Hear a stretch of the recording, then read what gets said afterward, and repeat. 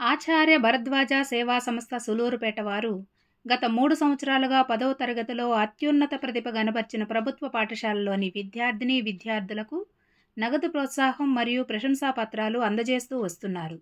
అదేవిధంగా ఈ విద్యా సంవత్సరంలో కూడా ఈరోజు 5/7/2024న సూలూరుపేట మండలంలోని మంగళంపాడు జిల్లా పరిషత్ ప్రభుత్వ ఉన్నత పాఠశాలలో 500కు పైగా మార్కులు సాధించినందుకు వారికి ఈరోజు నగదు ప్రోత్సాహం మరియు ప్రశంసా పత్రాలు అందజేయడం జరుగుతుంది. గురు విష్ణు గురుదేవో మహేశ్వర గురు సాక్షాత్ పరబ్రహ్మ తస్మై శ్రీ గురవే నమః. అఖండ మండలాకారం వ్యాప్తం యేన చరాచరం తర్పదం దర్శితం యేన తస్మై శ్రీ గురవే నమః. ఈ కార్యక్రమంలో ఇక్కడ పెట్టడానికి ప్రధాన ఉద్దేశం మీలో ఒక పోటీతత్వ వాతావరణాన్ని కల్పించాలి. అంటే ఈ రోజుల్లో ప్రతి ఒక్కరూ బిజీ. మీ అమ్మానాలు కూడా చూడండి, ఎంతో చాలా తక్కువ చదువుకున్నా ఏదో కంపెనీలో ఉద్యోగం చేస్తున్నారు, బిజీ. అసలు చదువుకోకపోయినా ఉపాధి పనుల్లో బిజీ. అర్థమైందా? కనీసం బిడ్డలతో మాట్లాడడానికి తిరిగి లేదు. ఇలాంటి సమయంలో ప్రత్యేకంగా ఒక సేవ, అంటే ఒక మనం మనిషి పుట్టాము, మనం ఈ భూమి మీద నివసిస్తున్నాం, మా మరణాంతరం కూడా మన యొక్క మిత్రులు ఉండాలి, మన యొక్క ఆడవాళ్ళు ఉండాలి అనే ఉద్దేశంతో సేవా కార్యక్రమాలు కొనసాగిస్తున్నటువంటి ఆచార్య భరద్వాజ సేవా సంస్థ ప్రత్యేక ధన్యవాదాలు. కూడా ఒక సేవా సంస్థని ఆయన పేరు మీద కొనసాగించి ఇలాంటి సేవా కార్యక్రమాలు కొనసాగించడం నిజంగా చాలా గొప్ప విషయం. అంతేగా పాఠశాలలకు కూడా ఇచ్చేయడం జరుగుతున్నది. నేను రాకముందు కూడా మనం కూర్చునే పట్టలు సరికొత్తవి సరిగ్గా వాళ్ళు చాలా కాలం నుంచి కూడా ఇస్తున్నారన్నారు. నేను వచ్చినప్పుడు ఎవరు తెప్పించారంటే, లేదు సార్, మనకి భరద్వాజ సేవా సంస్థ వారు మనకి ఇవ్వడం జరిగిందని కూడా చెప్పడం జరిగింది. కాబట్టి ఈ విధంగా అంటే మానవ సేవ మాధవ సేవ అనే తత్వాన్ని ఎంచుకుని మనకి వాళ్ళ సేవా కార్యక్రమంలో భాగంగా మన స్కూల్ని కూడా ఎంచుకోవడం వారికి ప్రత్యేక ధన్యవాదాలు తెలియజేస్తున్నాను. కార్యక్రమంలో ముఖ్య ఉద్దేశం ఏమిటి? చదువులో ఉన్నతమైన స్థానాన్ని పొంది ప్రతిభ కనబరిచిన విద్యార్థులకి ప్రతిభా పురస్కారం. ప్రతిభకి పురస్కారం, జ్ఞానానికి పురస్కారం. జ్ఞానం ఉంటే ఎక్కడున్నా కూడా వారికి గౌరవం ఉంటుంది. జ్ఞానం రావాలంటే ఏం కావాలి? చదువు కావాలి. చదువుకుంటే జ్ఞానం, ఆ జ్ఞానాన్ని విజ్ఞానంగా మార్చుకోగలగాలి. ఎంతోమంది 10వ క్లాస్ రాసి ఉంటారు, కానీ ఒక 6 మంది మాత్రమే ఎందుకు అలా అయ్యారు? 5 పైన వచ్చే మిగతా వర్ష పరిస్థితి ఏంటి? ఎందుకు కాలేకపోయారు అని మీరు ఇప్పుడు ఆలోచించాలి. ఎప్పుడు కింద కూర్చోవాలన్నా పైన కూర్చోవాలని ఆశయం మీకు లేదా? కింద కూర్చుంటారా? పైన కూర్చోవాలనుకోరు కదా. ఇది మీలో ఉంది. ఆ ప్రతిభని వెలికి తీయాలి. వెలికి తీయాలంటే మొట్టమొదటిగా క్రమశిక్షణ ఉండాలి, డిసిప్లిన్ కావాలి. మా దగ్గర కొన్ని కోట్లు ఉండొచ్చు, మేము ప్రశాంతంగా నిద్రపోగలమా? భయం కదా, వాడు ఎత్తుకోబోతున్నాడు. చదువుకుంటున్న జ్ఞానం అనుకోవాలి, అయ్యా దాన్ని ఎవడు ఎత్తుకోబోలేదు. ఆ చదువు అంటే ఎక్కడైనా సరే మనం జీవనం సాగించవచ్చు. కాబట్టి మొట్టమొదటి చదువు మీద శ్రద్ధ పెట్టండి. చదివే మనల్ని, జీవితాన్ని ఆనందమయం చేస్తుంది. సుఖము సంతోషంగా ఆనందమయం చేస్తుంది. కాబట్టి ఎందుకు ఈ ప్రోత్సాహం ఇస్తున్నాం? మాస్టర్ గారు ఆచార్య భరద్వాజ గారు ఆయన IAS పాస్ అయ్యారు, కలెక్టర్ ఉద్యోగం, హ్యాపీగా ఉండొచ్చు. కలెక్టర్ అంటే ఉద్యోగం వెళ్ళి ఆయన NDA గారు కాలేజీలో విద్యానగర్లో ఒక ప్రొఫెసర్గా చేరారు. ఎందుకని? అనేక మంది కలెక్టర్లు తయారు చేయగలరు.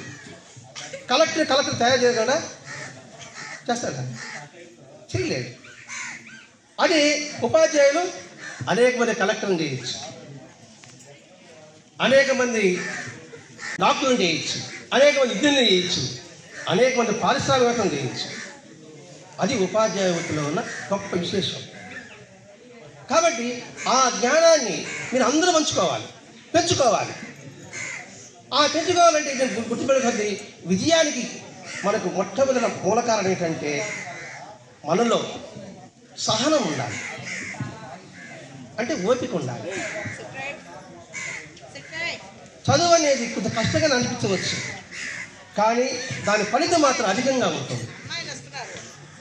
ఏదో ఎప్పుడు చదవమంట అంటుంటారు, కాస్త చేతిగానే ఉంటుంది కదా. ఆ చదువులో ఫలితం పొందారంటే ఎంత గొప్ప ఫలం ఉంటుంది, ఎంత ఫలితం ఉంటుంది, అది గుర్తుపెట్టుకోవాలి. ఇక్కడ దాంతోపాటు సహనంతో పాటు కాస్త కష్టాలు వచ్చినప్పటికీ కూడా ఓర్చుకునే గుణం ఉండాలి. ఆ ఓర్చు పారిపోకూడదు. రెండవది, ప్రలోభానికి లొంగకూడదు. ప్రలోభం అంటే ఏంటి? మీరు చదువుతా ఉంటాడు, ఇంకోటి వస్తాడు, ఎప్పుడు చదివేది రారపోతాం అంటాడు. అప్పుడేమో చేస్తాము? వెళ్ళిపోతామా? ఉంటామా? వెళ్ళిపోతాం. వెళ్ళిపోతే నష్టపోయేది వాడు నష్టపోతాడు, మీరు నష్టపోతున్నారు. మన గోల్ ఏంటి? నిశ్చయం పెట్టుకోవాలి. నేను ఏం చేయాలనుకున్నాను? ఒక గొప్ప బిజినెస్ మ్యాన్ కావాలనుకున్నానా, లేదా కలెక్టర్ కావాలనుకున్నానా, ఇంజనీర్ కావాలనుకున్నానా, డాక్టర్ కావాలనుకున్నానా, లేకపోతే ప్రొఫెసర్ కావాలనుకున్నానా, ఉపాధ్యాయుడు కావాలనుకున్నానా? ఆ గోల్ నిర్ణయించుకోండి. ఆ లక్ష్య సిద్ధి కోసంగా మీరు నిరంతరం శ్రమించాలి. అలా శ్రమించగలిగితే మీరు తప్పకుండా కూడా భవిష్యత్తులో అటు ఇంట ఇటు బయట మీరు పేరు ప్రఖ్యాతులు మారిపోతారు. చదువులో ఆరాటపడము, ఆందోళన పడము, ఆవేశపడము, ఆ 3 ఒంటి తొలగించుకోవాలి. ఏబిసి 3 నేర్చుకున్నా కూడా చాలు, మన జీవితం ధన్యం. మీ జీవితాలే కాదు, మాకు కూడా అదే. ఆల్వేజ్ బీ కేర్ఫుల్ అంటే ఎప్పుడు కూడా ఏమరపాటు ఉండకూడదు, ఎప్పుడు మెలకువతో ఉండాలి, అలర్ట్గా ఉండాలి. అది ఏబిసి నేర్పిస్తుంది. కాబట్టి ఆ ఏబిసి గుర్తుపెట్టుకుని అనుకోండి, అదే మనం ఆల్వేజ్ బీ కేర్ఫుల్, అలర్ట్గా ఉండాలి. అది చదువులో కావచ్చు, అలాగే వ్యాపారంలో కావచ్చు, ఉద్యోగంలో కావచ్చు. అలర్ట్గా లేకపోతే ఎలా ఉంటారు? కాబట్టి ఆ ఏబిసిలో కూడా మనం బీ కేర్ఫుల్గా ఉండాలి. ఆల్వేస్ ఎప్పుడు ఎలా పరీక్షలో కూడా ఎలా కేర్ఫుల్గా ఉండాలి? చదువులో, విజ్ఞానంలో, జ్ఞానంలో, ఆటలో కావచ్చు, పాటలో కావచ్చు, ప్రతి ఒక్క దాంట్లో కూడా సరే నిరంతరము ఇరుకుతూ ఉండాలి అని ఏబిసి నేర్పుతుంది అనుకోండి. అంటే ఇక్కడ యాపిల్, బ్యాటు, క్యాటు, డాగు, అవేనా? డి ఫర్ డి, డాగ్ అంటే డాగ్ అనే కాదు, డెడికేషన్. ఇట్లా ఆలోచించుకోవాలి. డి ఫర్ డెడికేషన్, అంకిత బాగా ఉండాలి. అట్లా ప్రతి ఒక్క విషయంలో కూడా ఇందులో ఏం జ్ఞానం ఉందా, ఏముందా అని తరచు చూసడానికి మీరు ప్రయత్నం చేయండి. చదివే కాదు, బట్టి పెట్టడం, మార్కులు తెచ్చుకోవడమే కాదు, అటువంటి విషయాన్ని గ్రహించాలి. ప్రతి ఒక్కటి కూడా క్షుణ్ణంగా పరిశీలించి చదువుకోవడం అలవాటు చేసుకోండి. మొట్టమొదట కావాల్సింది సరైన అవగాహన. చదువు పట్ల, మన సబ్జెక్ట్ పట్ల, మన జీవితం పట్ల మొట్టమొదట కావాల్సింది అవగాహన. అవగాహన తర్వాత సరైన ప్రణాళిక ఉండాలి. అంటే ఎప్పుడు ఏం చదవాలి, ప్రతి ఒక్క ప్లానింగ్ ఉండాలి. ప్లానింగ్ లేకపోతే జీవితం అస్తవ్యస్తమైపోతుంది. కాబట్టి మొట్టమొదటి అవగాహన కల్పించుకోవాలి, ప్లానింగ్ ఉండాలి. ఆడుకోవద్దునే చెప్పరు, టీవీ చూడొద్దునే చెప్పరు. టీవీ చూడొచ్చు, ఆడుకోవచ్చు, పాడుకోవచ్చు, దానికి టైం ఉంటుంది. అది ప్రణాళిక అంటే, ప్లానింగ్ అంటే. ఏ సమయంలో టీవీ చూడాలి, ఏ సమయంలో ఆడుకోవాలి, ఏ సమయంలో చదవాలి. నేను బాగా చదివాను, మా అబ్బాయి బాగా చదివాడు, అక్కడ 12 గంటలు చదివాను. ఏం లాభం? ఆస్తి కదా అక్కడ చదివా 12 గంటల వరకు రాత్రి నిద్రపోకుండా. కానీ ఆయన మార్కులు లేదు, రాస్తే కదా మార్కులు వస్తుంది. 12 గంటలు చదవ అవసరం లేదు, చదివేది కొద్దిసేపు పైన అవగాహన చదవగలిగారంటే బ్రహ్మాండంగా మీరు రాయగలరు. ఒక్కటి మర్చిపోకుండా రాయగలరు. ఇవాళ ప్రతిభ ఉంది, ప్రతి ఒక్కరు ఇటువంటి ప్రతిభ రావాలి, రాబట్టాలి అంటే ప్రోత్సాహం కోసం ఇవ్వడం కూడా. అంటే ప్రతి ఒక్కరూ కూడా గుర్తుపెట్టుకోవాల్సింది లక్ష్య స్థితి పెట్టుకోవాలి. మన ఆశలు మనల్ని నిద్రపోనివ్వకూడదు. ఇది 6వ క్లాసు కావచ్చు, 7వ క్లాసు కావచ్చు, 9వ క్లాసు కావచ్చు, ప్రతి ఒక్కరి స్టార్టింగ్ నుంచి ఆ లక్ష్యం ఉండాలి. 10th కదా, ఇంకా 4 ఏళ్ళు ఉంది కదా, ఇప్పుడు హ్యాపీగా ఆడుకుంటామండి. ఇక్కడి ఫౌండేషన్ ఒక్కొక్క పెట్టు ఎక్కితే పైకి వెళ్తాం. ఒకేసారి పరిగెత్తినట్టు నడు విరిగిపోతుంది. ఇప్పుడు 10th కదా అని అలక్ష్యం చేయవద్దు. 6వ క్లాసు, 7వ క్లాసు, 8వ క్లాసు, 9వ క్లాసుని. కాబట్టి ఇప్పటి నుంచే ఆ సబ్జెక్ట్ మీద మీరు పట్టు సంపాదించండి. ఒక లక్ష్యం ఏర్పరచుకోండి. ఆ లక్ష్య సిద్ధి కోసంగా నిరంతరం కృషి చేయండి అని చెప్పేవాడు భరద్వాజ మాస్టర్ గారు. భరద్వాజ మాస్టర్ గారి యొక్క ఆశీస్సులతో మేము ఈరోజు ఇక్కడికి వచ్చి ఆయన తరపున, ఆయన పేరు తరపున కృతజ్ఞతాభావం. మాలో ఇంత స్ఫూర్తి ఇచ్చింది ఎవరు? ఆయనే. అదే మేము చదువుకోలేదు, కానీ ఆయన చెప్పిన మాటలు, ఆయన యొక్క జీవిత ఆచరణ, సింపుల్ లివింగ్, హై థింకింగ్, ఆయన విధానం సింపుల్గా ఉండాలి, నిరాడంబరత కలిగి ఉండు, ఆలోచన మాత్రం చాలా పెద్దదిగా ఉండాలి. ఆ మంచి అలవాటు నేర్చుకోగలిగితే మన జీవితం ధన్యం. కాబట్టి అందరూ జ్ఞానాన్ని పొందాలని, జ్ఞానాన్ని పంచుకోవాలని, జ్ఞానాన్ని పెంచుకోవాలని ఆ భగవంతుని ప్రార్థిస్తూ ఈ అవకాశం ఇచ్చిన హెచ్ఎం గారికి నమస్సుమాన్ని తెలుపుకుంటూ సెలవిస్తున్నాను. ప్రతి సంవత్సరం కూడా సారోళ్ళు మనకి ప్రతిభా అవార్డు ఇవ్వడం జరుగుతుంది. సార్ చెప్పిన ప్రతి పాయింట్ కూడా మీరు గుర్తుపెట్టుకోవాలి. ఈ సంవత్సరం 6 మంది వచ్చామన్నారు. నెక్స్ట్ ఇయర్ అయినా కూడా ఇంకా కూడా ఎక్కువగా 500 మార్కులు ఎంతమంది ఎక్కువ తెచ్చుకుంటే వాళ్ళు అంత సంతోషపడతారు. చాలా నిస్వార్థంతో ఈ అవార్డులు మీకు అందించడం జరుగుతుంది. భవిష్యత్తులో స్వార్థం లేకుండా నిస్వార్థంగా జీవిస్తారని ఆశిస్తున్నాను. దేశం మనకేమి ఇచ్చింది కాకుండా మనము దేశానికి ఏమి ఇచ్చామని ఆలోచించాలి. మనం ఈ భూమి మీద పుట్టాం, ఈ దేశానికి మనం ఏం సేవ చేస్తున్నాం, ఏం చేయాలి అని ఆలోచించాలి. కానీ ఈ దేశం నాకేమి ఇచ్చింది అనేటటువంటి క్వశ్చన్ రావద్దు. ఈ భూమి మీద పుట్టినందుకు మనం దేశానికి ఏం చేశాం, మనమంతా ఏం చేయగలిగాం అనేది కావాలి. మీరందరూ కూడా బాగా చదువుకొని మంచి వృద్ధిలో రావాలని, ఈ పెద్దలు చెప్పిన మాటలన్నీ కూడా జ్ఞాపకం పెట్టుకోవాలని ఆశిస్తూ మీ discipline and determination and dedication, ఈ 3 ఉన్నప్పుడు మనం ఎక్కడికి వెళ్ళినా మనం సక్సెస్ఫుల్ అవుతాము. ఈ 3 అలవర్చుకోవడానికి వేదిక ఎక్కడంటే మన పాఠశాలలో చదివేటప్పుడు ఇవి అలవర్చుకోవాలి అలవాట్లు. ఈ 3 ఉన్నప్పుడు మనం సక్సెస్ఫుల్ అవుతాము. సత్యం, శివం, సుందరం అన్నారు. సత్యం అంటే ట్రూత్, అంటే నిజం. మనం ఏం చెప్తే అది నిజం. ఆ నిజానికి మనం ఏం చేయాలి? ఎప్పుడు అబద్ధాలు చెప్పకూడదు, సత్యమే పలకాలి. 2ది శివం, భగవంతుడు ఉన్నాడు అనే మన ఒక ఆత్మ ఉంది.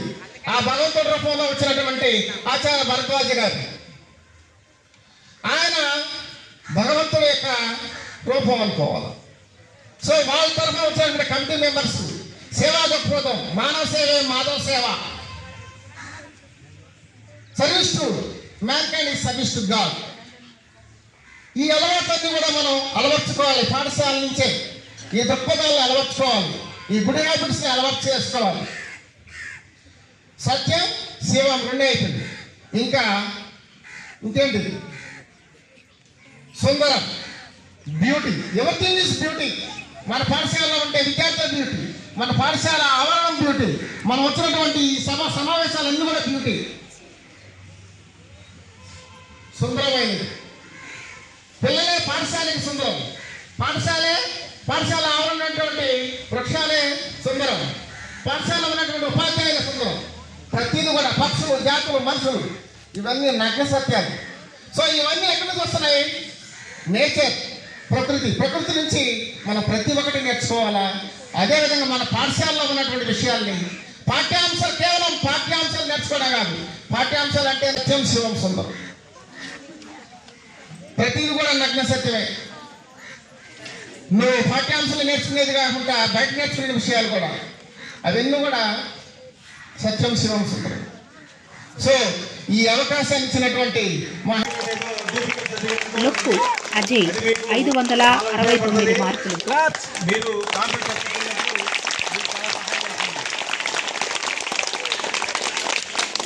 చిట్టేటి జయంతి 568 మార్కులు. అక్కుర్తి పవన్ 543 మార్కులు.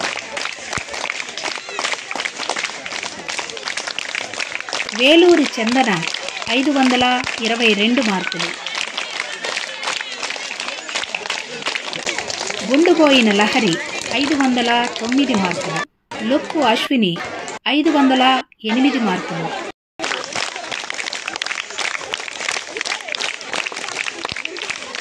ఈ అవకాశం మాకు కల్పించిన ఉపాధ్యాయులకు మరియు విద్యార్థినులకు మా ధన్యవాదములు.